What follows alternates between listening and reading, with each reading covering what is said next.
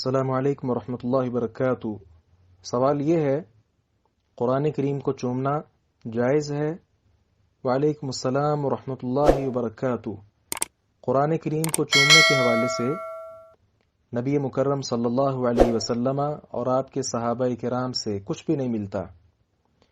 عکرمہ جو ابو جہل کے بیٹے ہیں،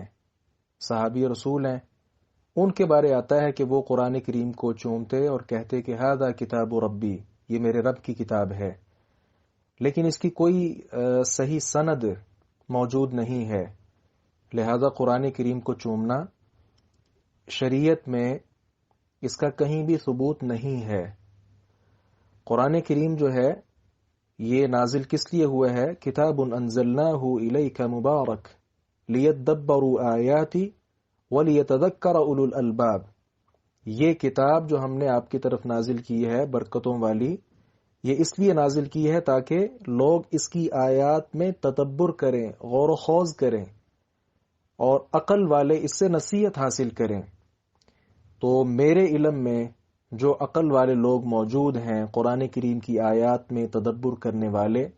انہیں یہ ضرورت ہی پیش نہیں آتی کہ وہ قرآن کریم کو چومیں۔ موجودہ دور میں جو مشاہدہ ہے، قرآن کریم کو وہی چوم رہے ہوتے ہیں جنہوں نے کبھی قرآن اوپر سے دیکھ کر ناظرہ بھی پورا نہیں پڑھا،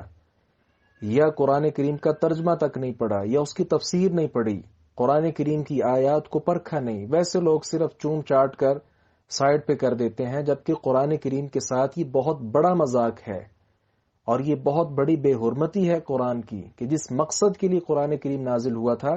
اس مقصد کو پس پشت ڈال دیا گیا، اسے طاقوں میں سجا کے رکھا گیا، دلہن کو رخصت کرتے وقت اس کے سر پر قرآن رکھا گیا، قسمیں اٹھانے کے لیے قرآن کریم کو استعمال کیا گیا، پکی بات اور وعدے میعاد وغیرہ لینے کے لیے قرآن کریم کا استعمال ہوا، لیکن قرآن کریم کو سمجھنا، اس پر عمل کرنا، کیا اس کے متعلق کبھی لوگوں نے غور و خوض کیا؟